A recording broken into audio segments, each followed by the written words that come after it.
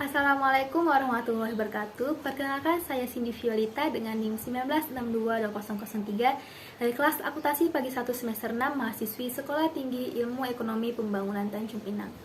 Baiklah, pada kesempatan kali ini saya membuat sebuah video untuk jawaban dari ujian tengah semester dari mata kuliah Bank dan Lembaga Non-Bank dengan dosen pengampu Ibu Ulfa Oktavani Nasution SEMM. Baiklah, saya lanjut pada soal yang pertama, yaitu sebutkan dan jelaskan jenis lembaga keuangan. Lembaga keuangan terbagi menjadi dua macam, yaitu ada lembaga keuangan bank dan ada lembaga keuangan non-bank. Lembaga keuangan bank yaitu ada bank sentral, bank umum, dan bank pengkreditan rakyat. Apa sih perbedaan ketiga ini? Nah, kalau bank sentral itu adalah bank yang mengawasi seluruh bank yang ada di Indonesia, yaitu adalah Bank Indonesia. Kemudian ada bank umum seperti Bank BNI, kemudian bank pengkreditan rakyat itu adalah BPR Bintan. Kemudian kita lanjut pada lembaga keuangan non-bank. Yang pertama ada pasar modal, yang dimana tempat transaksinya jual beli. Kemudian ada asuransi, yaitu seperti contohnya adalah Allianz, itu adalah pusat pertanggungjawaban terhadap suatu risiko yang akan terjadi. Kemudian ada dana pensiun, yaitu adalah menyisihkan gaji karyawannya untuk digunakan sebagai pensiun nanti. Kemudian ada modal ventura, yang dimana investasi dengan memberikan modal usahanya untuk mendapatkan pinjaman. Kemudian ada anjak piutang, yaitu adalah menggadaikan barangnya untuk melakukan pinjaman. Ada koperasi, yaitu adalah untuk simpan pinjam masyarakat, dan serta ada pegadaian. Kita lanjut pada soal yang kedua, yaitu adalah sebutkan dan jelaskan kegunaan bank umum dan bank pengkreditan rakyat. Kegunaan dari bank umum yaitu yang pertama adalah foundingnya dia berupa simpanan tabungan, simpanan giro, serta simpanan deposito. Lendingnya dia akan ke kredit, kemudian servis yang diberikan oleh bank umum ini berupa travel check, bank card, serta transfer.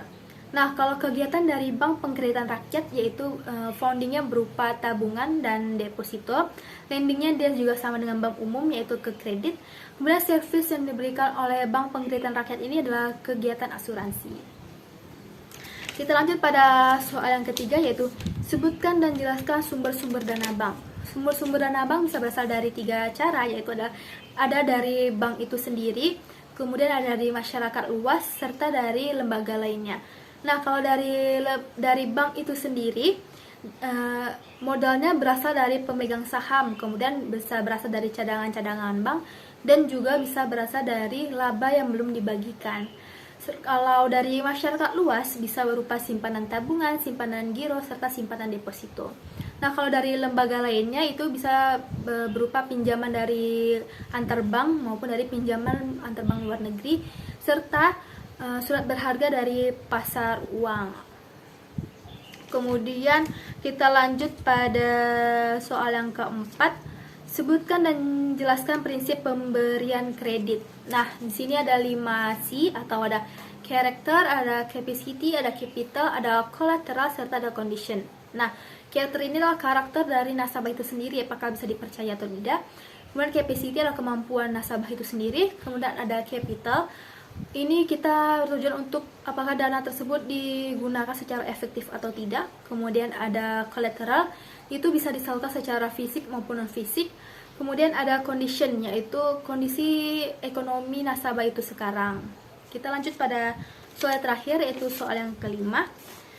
Sebutkan dan jelaskan jenis-jenis jasa bank. Jenis-jenis jasa bank itu ada clearing, yaitu bisa berupa cek maupun giro, tapi dicairkannya dalam satu kotak. Kemudian ada transfer, yaitu kita seperti kirim uang. Kemudian ada safe deposit box, yaitu kita menyimpan uang kita atau tabungan kita dalam suatu box, itu bakalan aman. Kemudian ada bank card, yaitu seperti ATM. Dan terakhir adalah travel check, yaitu yang sering digunakan oleh traveler, yaitu dia membawa satu buah cek, itu bisa dicair. Misalnya cek itu ada 50 juta, jadi sekali cair ya 50 juta itu. Sekian penjelasan jawaban dari saya dari UTS dari mata kuliah Bank dan Lembaga Non-Bank. Terlebih dan terkurang saya mohon maaf. Saya tutup dengan wabillahi taufik hidayah. Wassalamualaikum warahmatullahi wabarakatuh.